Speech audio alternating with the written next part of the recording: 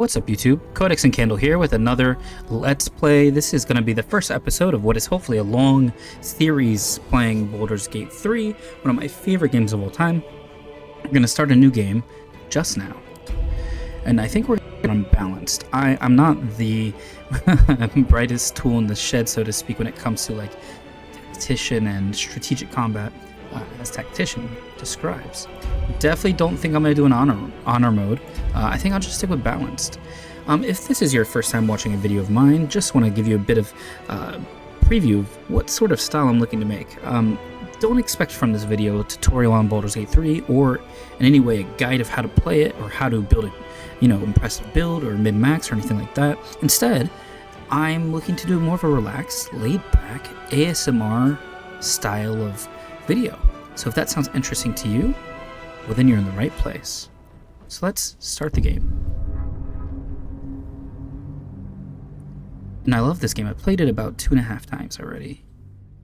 And I fell in love with the world beyond... I'll shut up for now.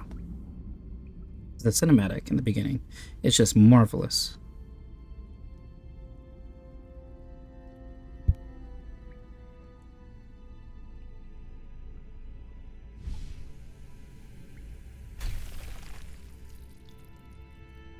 I remember the first time I saw the cinematic, I was just blown away by how it's just so crisp and clear and fantastically beautiful. And there's Lae'zel. A lot of people have mixed feelings about Lae'zel. I romanced Lae'zel in my first playthrough. We were biffs. I'm probably gonna... I don't know if I'm gonna do romancing in this playthrough. Just because, YouTube and all.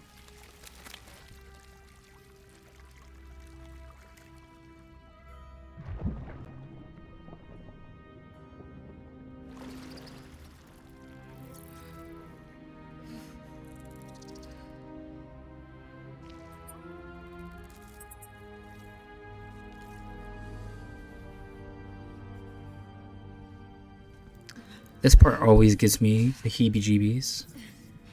I cannot imagine a parasite coming into the eye. And I like, kudos to Larian for just hooking us in this way. As a new YouTuber, I struggle with hooks. If I could come up with something like this, that's just so fundamentally gross, intriguing, disturbing, then I would hook people in right away. Just look at this. Hooked in with the parasite, no pun intended. And we're into character creation, folks. Let's see, who are we going to be? I think we're going to kind of run through this. I always hate YouTube videos that have like an hour long... Who am I indeed? That have an hour long character creation. We're going to do the Dark Urge. And for race, we're going to do Drow. Or should I do Tiefling?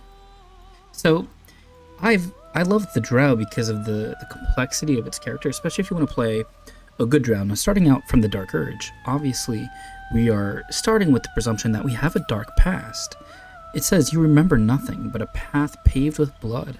Unimaginable cruelty whispers to you from within. Can you escape it? Would you even want to? So it's a question of whether you want to escape your past or succumb to your impulses.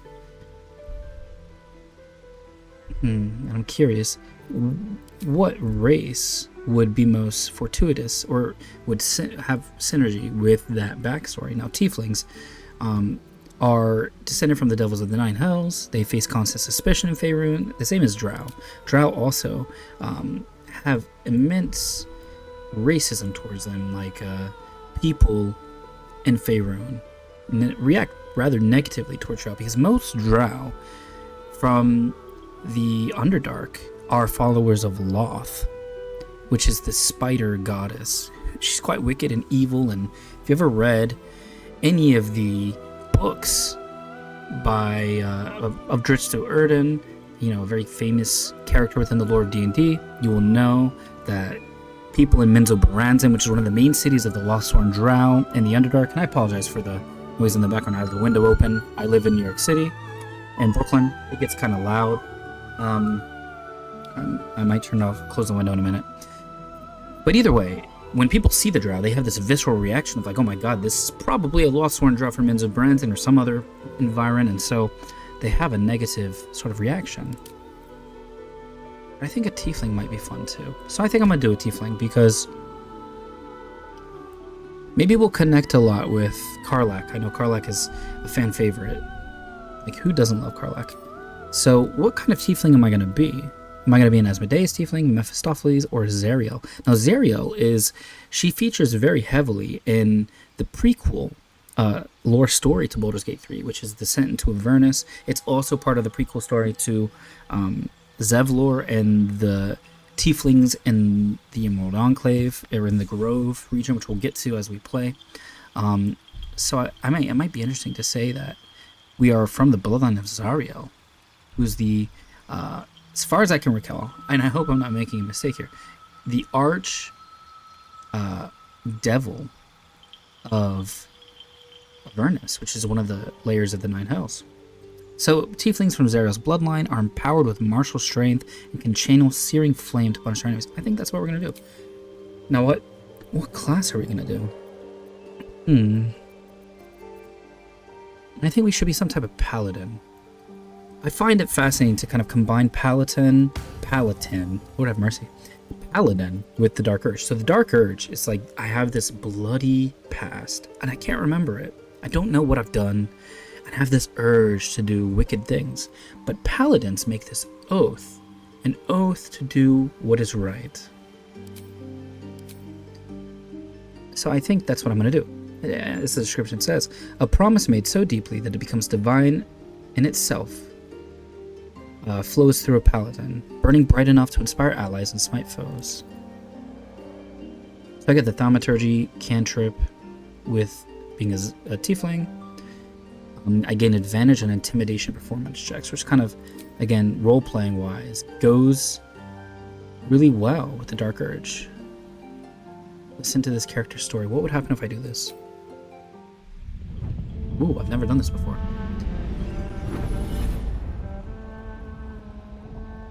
My rancid blood whispers to me, kill, kill, and kill again.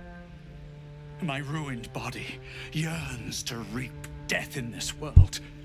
And when this foul urge calls, it possesses my whole being. Injured beyond repair. Is it beyond repair? I know nothing besides this. I must resist the dark urge, lest it consume my mind. Oh, yeah. I must discover who I was and what happened to me before my twitching knife hand writes a tragedy in blood. I am hooked, folks. I've played this already, and that was so captivating. Now, they do recommend that you do a custom character in your first playthrough, but as this is like playthrough number 4 for me, and I want to preface this, like, by no means does this make me an expert. Don't expect a tutorial here, folks. Don't expect a guide. Just like calm ASMR vibes, but that hooked me in. Now, since I'm going to be a paladin, it gives even more force to the fact that I need to resist these urges. And I'm going to be role-playing this as we move along. So what do I get as a paladin? I get a lay on hands. For healing, use your blessed touch to heal a creature, or cure it of all diseases and poisons. And then I also get divine sense. Gain advantage on attack rolls against celestial, fiends, and undead as a bonus action. So what is the subclass that I'm going to have? What is my oath? Every paladin has their oath that they must keep, and you have to roleplay in the game in keeping that oath. Otherwise, you will forsake your oath and become an Oathbreaker Paladin, which is its own sort of path. And I think I want to do more of like I guess, lawful good, resisting evil sort of playthrough. Like a hero, not an evil playthrough. So, Oath of the Ancients. You fight on the side of light in the cosmic struggle against darkness to preserve the sanctity of life and beauty of nature. Oath of Devotion. Follow the ideal of the knight in shining armor. You act with with honor and virtue to protect the weak and pursue the greater good. Oath of Vengeance. You have set aside even your own purity to right wrongs and deliver justice to those who have committed the most grievous sins. And then Oath of the Crown. You have sworn yourself to the ideals of civilization, serving laws that hold society together. I think I want to do Oath of the Ancients, because in some sense. And I get healing radiance, and so Oath of the Ancients, the tenants. Kindle the light through acts of kindness, and kindle the light of hope in the bleakest hollows of despair. Shelter the light where love blooms. Stand against the devilry that would snip its stem. Preserve your own light. Delight in culture and small joys to preserve the light in your own heart. What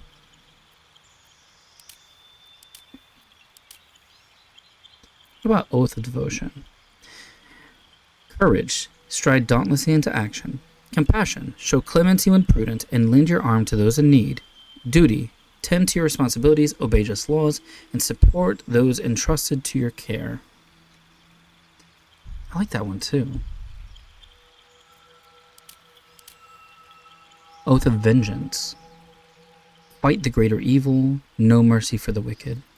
I like the idea of showing mercy. I'm a devil from Zariel. She's merciless. My eyes look terrifying, but maybe I could fill them with mercy. Okay, I think I'm going to do Oath of Devotion. Now my deity, I have a mod that allows you to pick a deity. Let's see.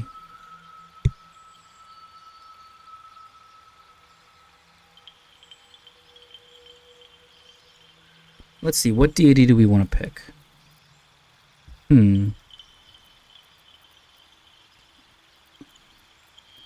Ilmater maybe makes sense if I'm merciful. The crying god protects the oppressed and persecuted. His clergy is sworn to alleviate suffering, even if that means taking on that pain personally. I think I'm going to do Ilmater. Okay. And I think we'll call this character...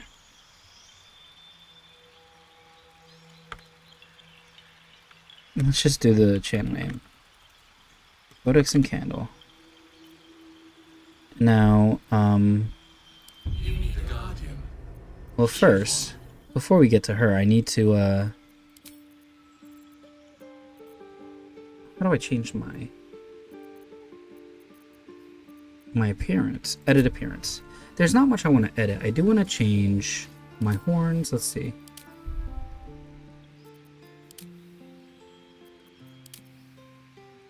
Yeah, I like that. What color?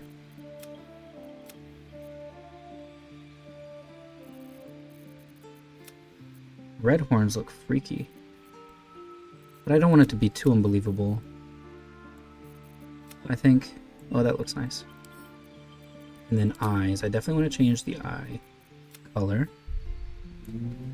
Let's see.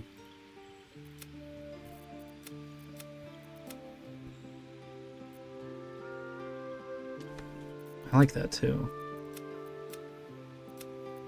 Oh, I like the purple and green. I think I'll do that. And then hair. Do we want to keep the hair? Oh, I think I just want a different color for the highlights. Maybe blue. Okay, blue for the highlights. And then black neutral. I'm down with that. And then graying. Okay. I'm down with that. Okay. Proceed, Codex and Candle. And I think we're going to randomize her. Until we find something that's decent. I won't spoil any parts of the story as we go ahead, even though I know the story already. Let's see. That's fine. Okay. Codex and Candle on the route. On the route.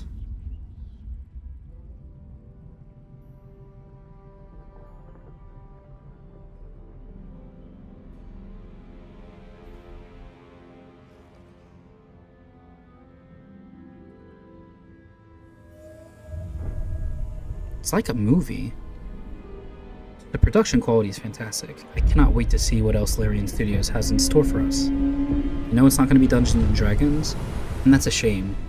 It's a shame that Wizards of the Coast and Larian Studios could not... I mean, we don't really know the full backstory, but I mean, we should just be appreciative that Larian Studios and Wizards of the Coast made such an epic follow-up to Baldur's Gate 2 so very long ago. Worlds away in quality from this epic video game. Truly, in my opinion, the game of my lifetime.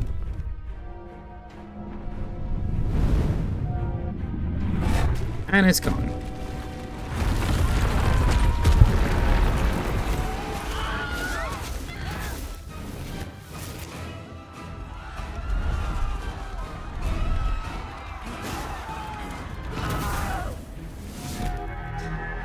So something is happening. There's this ship. It's called a nautiloid.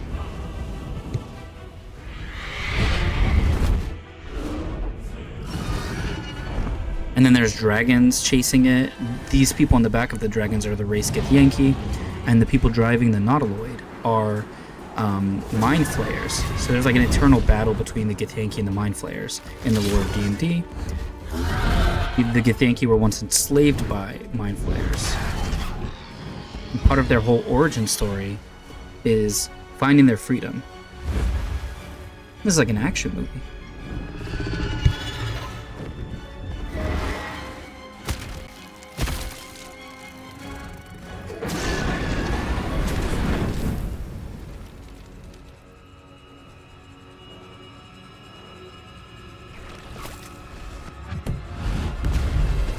Only in the Forgotten Realms can you mix such an abundantly sci-fi element with pure and classic RPG fantasy elements. It's one of the greatest fantasy worlds ever created, in my opinion.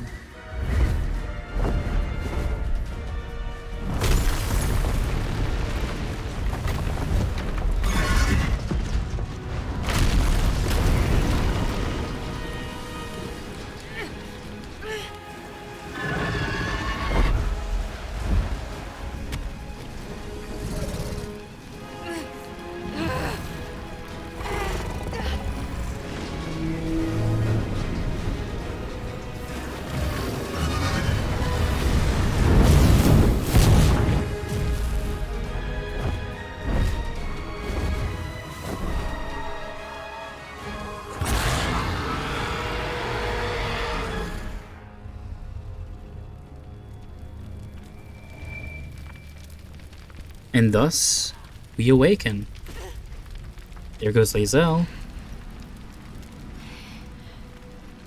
Dear, dear Lae'zel. And we're next.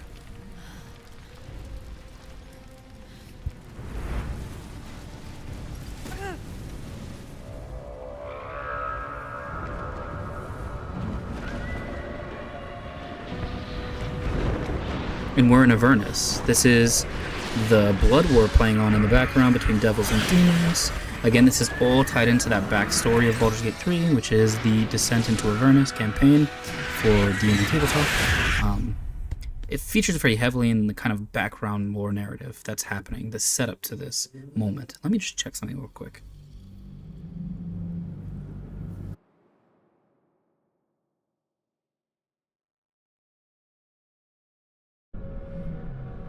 All right. Here we go. And there's with the first glorious view of Codex and Candle with those piercing purple-green eyes. The blood in your head thrums and pounds. That pounding blood obscures who you are. An overwhelming loss of memory. How you ended up amidst these hellish flames is just as hidden. You have nothing in your skull, besides your name and a headache. But you are in danger.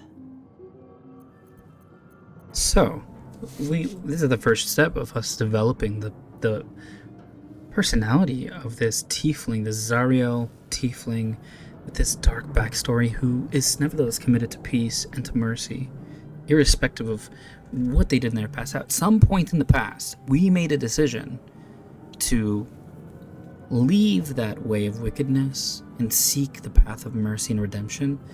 But somewhere along the way, we ended up in this nautiloid with this mind flayer parasite in our eyeball, and we don't know where we came from or what happened. We just know we have this dedication to doing the right thing, but nevertheless have this lurking urge to do evil. I find that so compelling.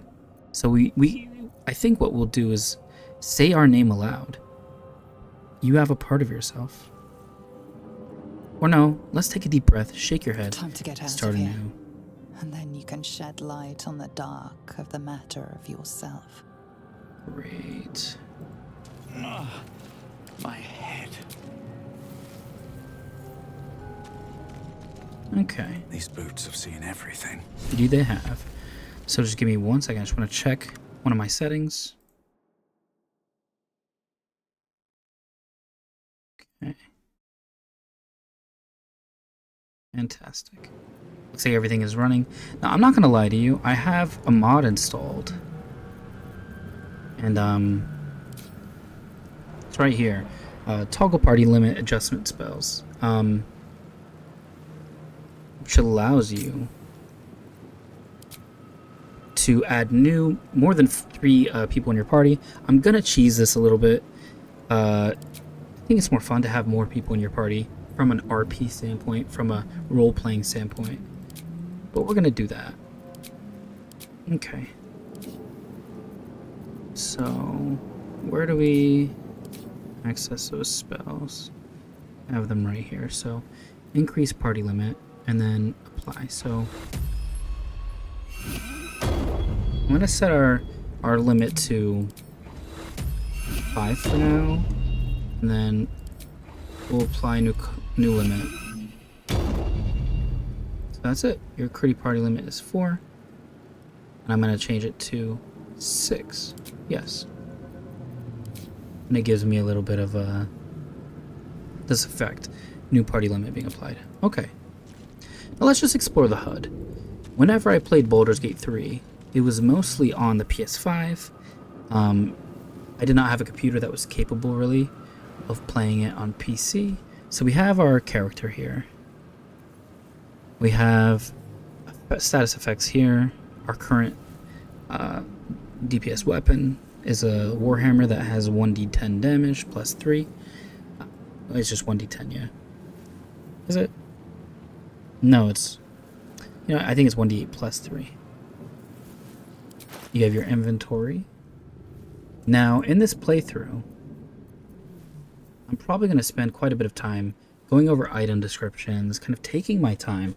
I'm not keen on rushing through the game. I want to enjoy every little bit that BG3 has to offer.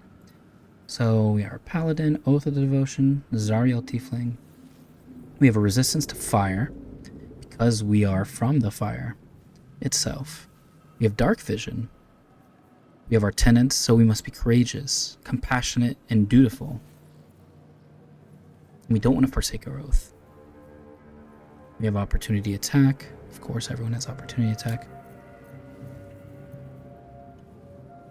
We have a proficiency bonus in athletics. I realized just now that I totally skipped over, like, our attributes. Well, I guess we are low in intelligence, high in charisma, which are for spellcasting for paladins, and I don't know why I have a high in dexterity. It should have been strength. Alas, that's okay. Well, we're gonna deal with what we have here. This is gonna be more of a relaxed and story-driven playthrough than it is a wow, look at my epic build playthrough. We're a haunted one, a wicked moment, person or thing that cannot be slain by sword or spell, haunts your mind and flickers in your peripheral vision. You carry it wherever your adventure takes you, or perhaps it carries you. And we're dedicated to Ilmatar. Okay, we have proficiency bonus in simple weapons, martial weapons. I don't know how to play musical instruments. We'll see if we could change that. Okay. And then we also have our journal, which our goal right now is to find a way off the Nautiloid. We've been abducted by mind flayers and infected with some kind of parasite. We need to find a way off this ship. Inspiration here, when we get inspiration, dialogue, tutorials, and our map.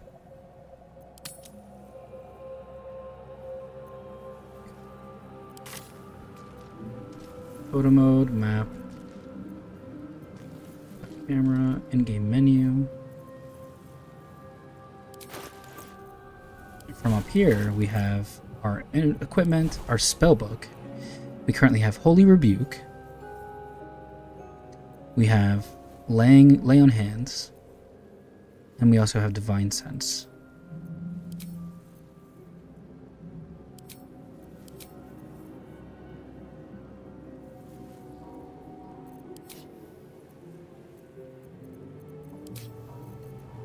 Okay. We also have reactions.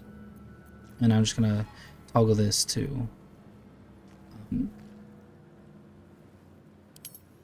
we're not gonna have it ask. This is just gonna trigger automatically, obviously. Okay. Let's explore a bit. Someone else got out. Here goes nothing. Might be other survivors. This is the pool that thing came from. The parasite now writhing behind your eye. I feel like I have the prudence enough to know that I shouldn't just reach towards the pool. Let's investigate. We need a 10, but we have a -1 in intelligence. Ah, dang. That's a fortuitous lucky start. You notice nothing more than meets the eye. I want to leave. I don't want to touch the pool. In the Mind Flare we have a peridot. Green is poison, but no more dangerous than a pebble. So we're going to say Dead. hole there. Good. Indeed. Wonder who was inside. I wonder, I know on the PS5 there's the option to like illuminate the different things that are around you. Let's see. How do I do that? Interact. Show items labeled left alt.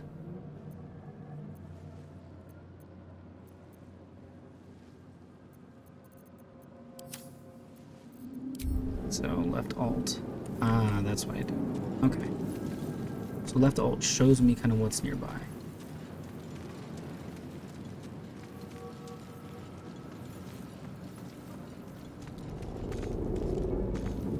How do I jump? Okay. Wait, I want to jump back. 'Cause there's the quest over there. The chest. 32 gold. You can find a dozen different currencies in Faerun, but everyone accepts gold. I wonder how the lighting is. Is it too dark?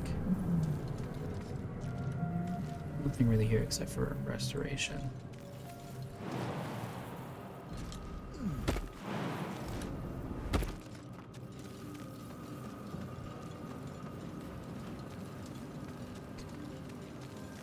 There is a chest over there too. How do we get there?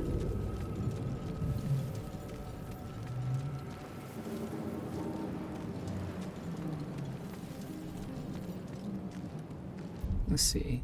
I think it is a little too dark. Video.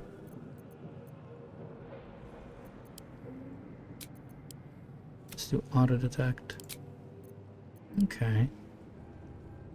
Is there a way to change?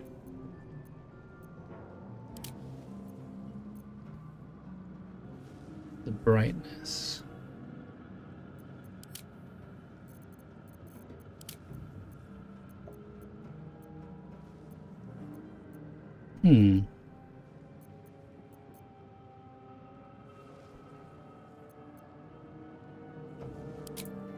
There we go.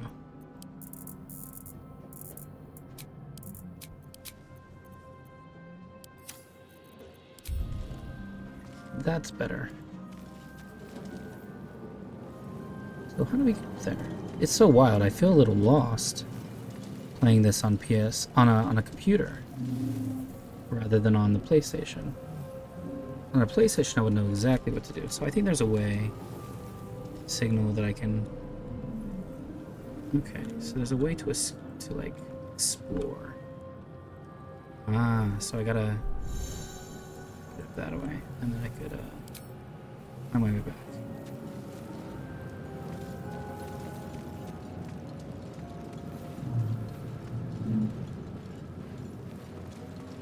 Where the hells are we? Good question.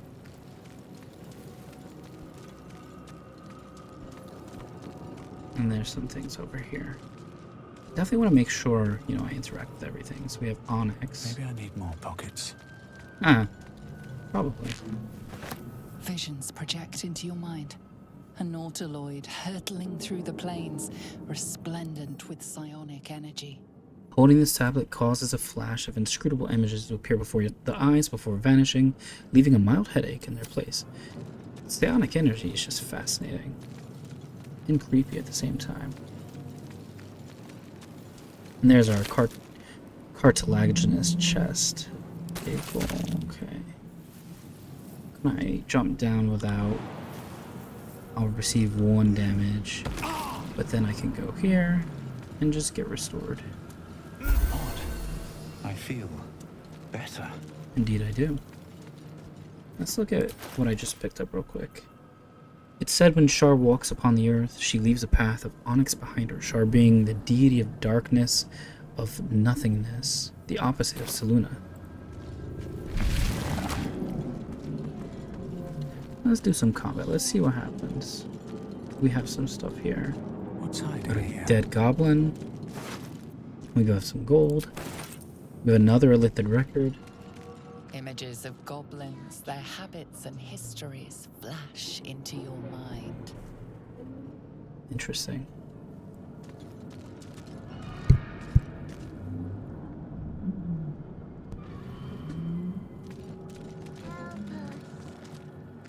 Who said that? Schematic of a nautiloid flashes into your mind. Nerves, sinews, as much living being as ship. And there's a brain jar, just a brain floating in a jar. For what purpose, I wonder? A feeling penetrates your mind. An anomaly, one like ourselves, unconnected from the whole. Caution. Interesting. Worlds That's so beyond creepy. worlds flash We are before your here. eyes. Empires of a grand design, traversed by ships just like this. And I love how textured and dense the world is. It's really something fantastic. 1,000 years of humanoid history, elves, dwarves, humans, and more flash behind your eyes. Eldritch tablet. So let's find the source of that noise. This is one of the creepier scenes in Baldur's Gate 3. Amid many creepy things.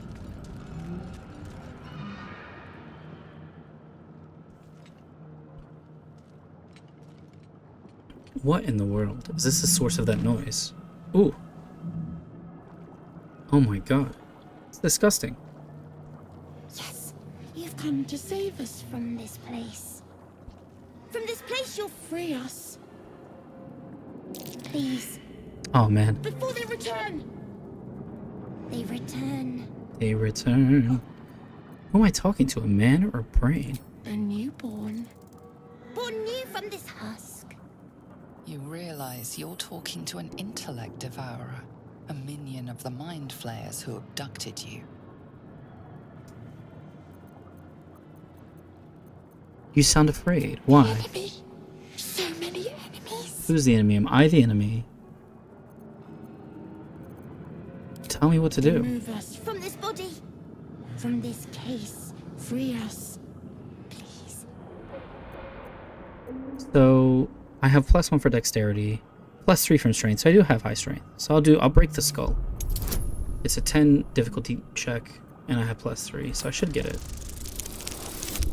I'll thank the Lord. Okay.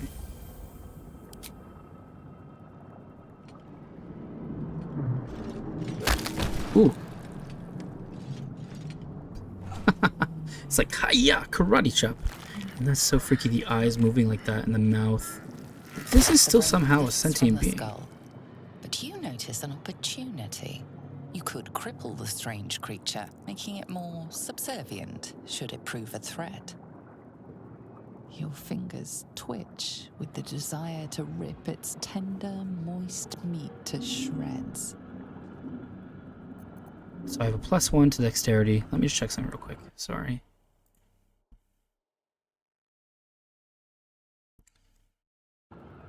Okay, so we're gonna imagine a brain full of holes, a brain like your own. But I wonder if sparing the creature would be more in line with my oath. I get advantage, which means you get 2 dice rolls. And you pick the higher. Will I immediately break my oath? Imagine if I broke my oath in the first playthrough. Let's do it. I get a +1 from dexterity anyways. And I didn't get it, no matter what. I failed. Even with advantage. That's amazing. I'm not getting lucky dice rolls on this early playthrough. We're just gonna roll with the dice, as they say. Oh.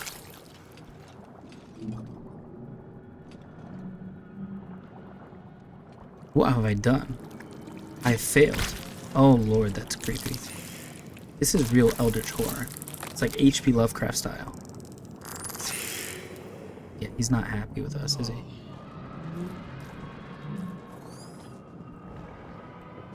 Okay. That was not successful, was it? Is there anything over here? Oops. Wrong button, folks. Sorry about that.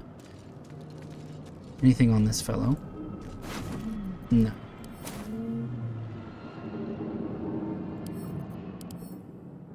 Okay. Definitely dead.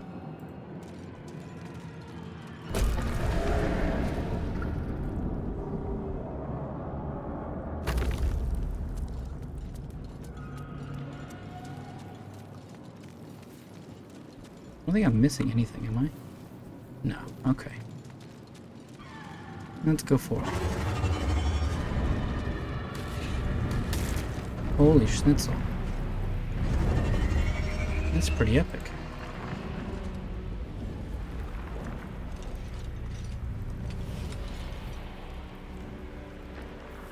Time for the fatal meeting.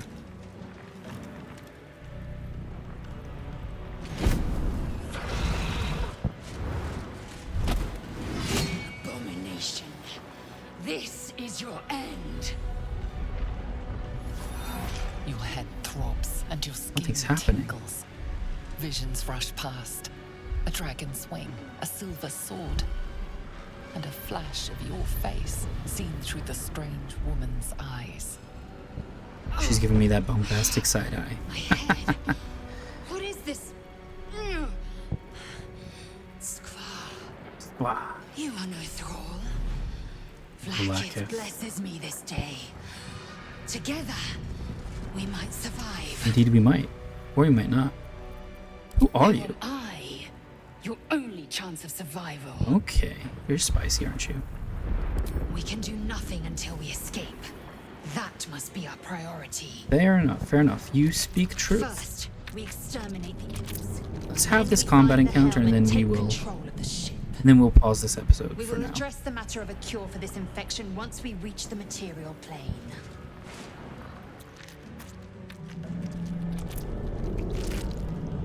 It's terrifying. Absolutely terrifying.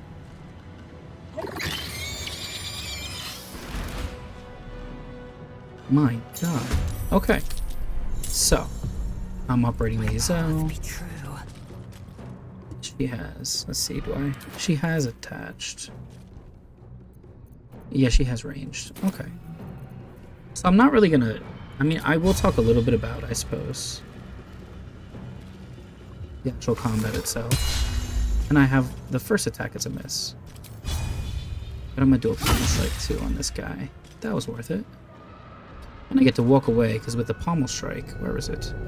And they become dazed. So how do I, T to inspect. So, dazed, they gain disadvantage on wisdom saving throws, and they can't do their reaction, which is like their opportunity attack. So, how do I escape this? Okay. And I have no more action. There's nothing really more for me to do. So I'm in my turn. Now I have magic. I can lay on hands. I can divine sense. Holy rebuke. Grant an ally a vengeful aura. I'm gonna do that to her. And then I'm gonna... What does that take all of my action? And I don't have. So I'm just gonna go over here. If I don't have. any range damage at the moment, though that's high on my priority list. I'm gonna move a little bit away so that they have to come close to me and use their action. Gain advantage on attack rolls against celestial fiends and undead. This is it's a fiend.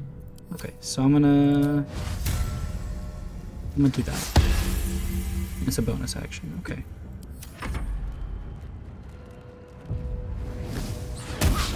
Nice. Fail. Nice.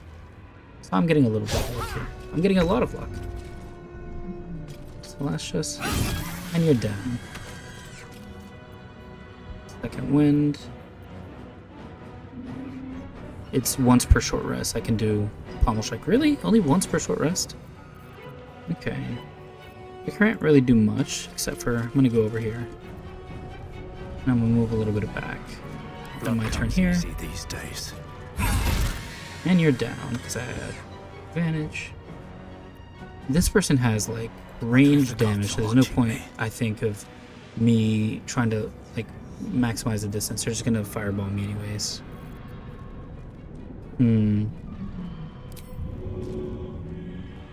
Yeah, I can't really do that, can I? There's nothing to get my sword into. Yep, see, they went away. Closing the distance was the right move. I will not know failure. No, you will not, dear. You proved surprisingly adequate in battle. Well, thank you. Now, to the helm. To the helm for the next episode. Let's just... There's our crossbow.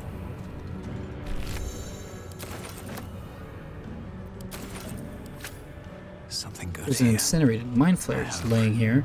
And I get a spiked bulb. 1 damage. The barbs inside this bulb explode on impact, making all nearby creatures bleed. A sticky, sap-like substance trickles down the spikes of this bulb. There's a skull. Push-up speed. Okay. And then a scimitar. So let's apply my range. Do I have I do have proficiency. Okay. So I think we'll leave it there. Hope you enjoyed this first episode. If this is something you'd like to see more of, I plan on doing a video a day on Baldur's Gate 3. I'm also doing a playthrough of World of Warcraft, ramping up max level in preparation for the release of Law Midnight. On top of this, I have a second YouTube channel with a link in the bio description of this channel. It's called Commonplace History, where I post shorts on history, fiction, and oddity, and I run a blog sharing my writing. Well, thanks for joining me, folks. I hope you have a wonderful afternoon, and I bid you adieu.